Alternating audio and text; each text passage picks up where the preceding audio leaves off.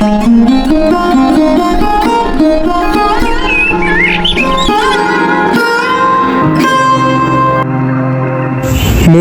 নামে বিশাল একটি জঙ্গল ছিল। জঙ্গলের উত্তর পাশের এই গুহায় বসবাস করত এক শেয়াল আর এক শেয়ালনি।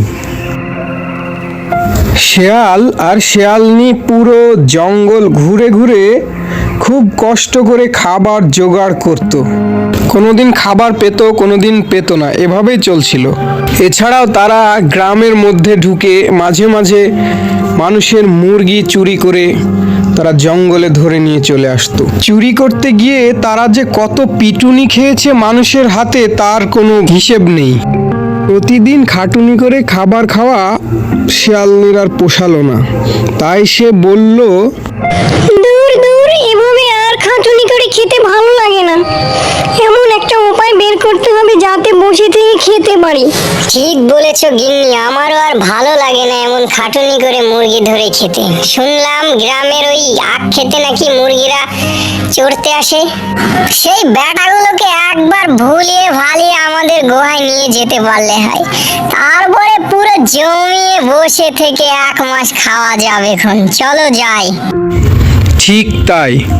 জঙ্গল ও গ্রামের মাঝামাঝি বিস্তীর্ণ আখ খেতে অনেকগুলো মুরগি প্রতিদিন বিকেলে সেখানে একসাথে চড়তে আসে।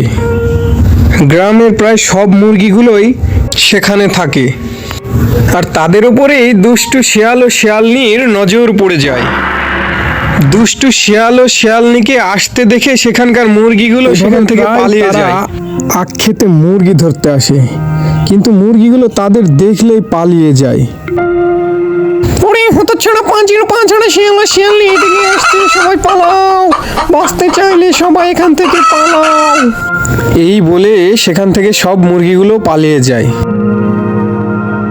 এভাবে হবে না, বুঝলে, অন্য কোনো উপায় বের করতে হবে। হ্যাঁ গিন্নি, তুমি ঠিকই বলেছো, উপায় একটা আছে, সেটাকে কাজে লাগাতে হবে মনে হয়। দেখি কতদূর কি করা যায়। চলো এখন এখান থেকে। সেদিন শিয়াল একা একা সেখানে আসে। তাকে দেখেই কয়েকটা মুরগি দৌড়ে পালায়। তখন সে বলে, পালানোর কোনো কারণ নেই, আজকে তোদেরকে আমি খেতে আসিনি, আজ তোদের নিমন্ত্রণ করতে এসেছি। আমি সম্পূর্ণ ভালো হয়ে গেছি রে বেটারা। এই দেখ, কপালে তিলক লাগিয়ে এসেছি বেটারা। আমি তীর্থ করে এসেছি, তাই তোদের নিমন্ত্রণ করতে আসলাম। তোদের ভালো মন্দের দায়িত্ব তো আমাকে দেখতে হয় নাকি? তোরা ভালো খেলে তবেই তো আমি ভালো খাবো। হ্যাঁ, এটা তোমার কোনো নতুন চালাকি? এর আগে বিপিন খুড়োকে এসব ভুলভাল বলে তুমি খেয়েছো? আরে না রে, আমি সত্যিই বলছি, তোদের আর খাবো না। চল আমার সাথে, দেখ, গিয়ে দেখ, তবে তো বিশ্বাস হবে। চল। এত করে যখন বলছো তাহলে যাই সবাই মিলে। মনে রেখো কোনো চালাকি যেন না হয়। এই তো সাহসী ছেলের মতো কথা। সবাই আমার পিছু পিছু আয়, কেউ যেন বাদ না পড়ে। আজকে তোদের জন্মের মতো নিমন্ত্রণ খাওয়াবো।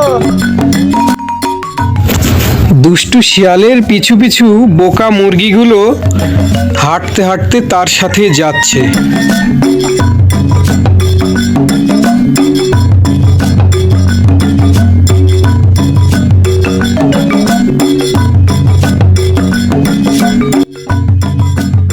হাঁটতে হাঁটতে তারা চলে এসেছে শিয়ালের সেই বাসার সামনে। শিয়াল মুরগিগুলোকে ভিতরে নিয়ে যায়। গিন্নি দেখো, কাদেরকে ধরে নিয়ে এসেছি। বজ্জাতগুলো এতদিন আমাদের দেখলেই পালিয়ে যেত, আজ বেটাদেরকে ভুজুং ভাজুং দিয়ে ধরে নিয়ে এসেছি। এতদিনে তুমি একটা কাজের কাজ করেছো। বজ্জাতগুলো এতদিন আমাদের যা জ্বালান জ্বালিয়েছে, ধরতে গেলে অমনি পালিয়ে যেত হতচ্ছাড়াগুলো। এবারে 1 মাস ধরে বসে বসে খাওয়া যাবে। তারপর শিয়াল ও শিয়ালনি রোজ একটা করে মুরগি ধরে ধরে খেত, মজা করে খেত। বুদ্ধি খাটিয়ে শিয়াল ও শিয়ালনি পুরো 1 মাস বসে থেকে খাওয়ার বন্দোবস্ত করলো। বন্ধুরা, ভিডিওটি ভালো লাগলে অবশ্যই লাইক করবেন এবং সাবস্ক্রাইব করে আমাদের পাশে থাকবেন। আপনাদের একটি লাইক এবং সাবস্ক্রাইব আমাদের ভিডিও বানাতে অনুপ্রাণিত করে।